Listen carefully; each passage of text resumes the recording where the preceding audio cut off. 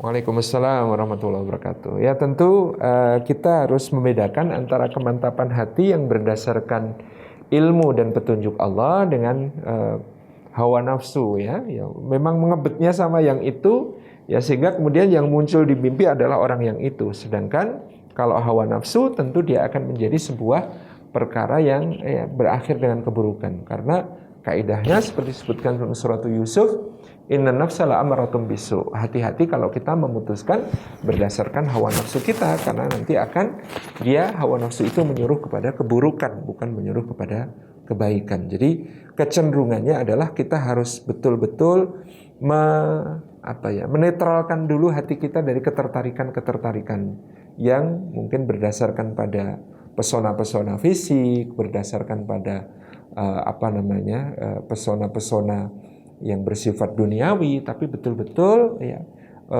menetralkan dulu semuanya, lalu kita minta petunjuk dari Allah Subhanahu Wa Taala.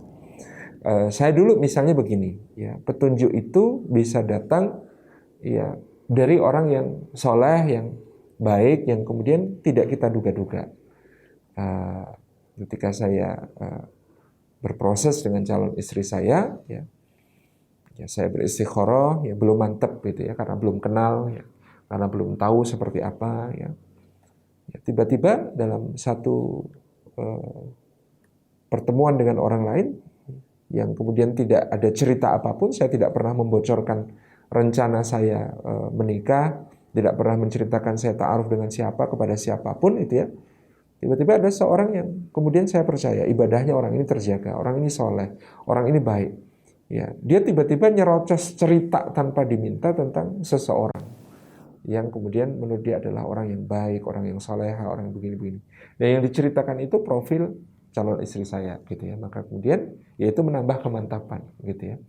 Atau kita juga selain istikharah, kita perlu memadukannya dengan bermusyawarah. Bermusyawarah itu ya dengan orang-orang yang tadi memiliki kejernihan hati, ibadahnya terjaga, atau orang-orang yang kita muliakan, orang tua kita misalnya gitu ya. Ini musyawarah, ini penting.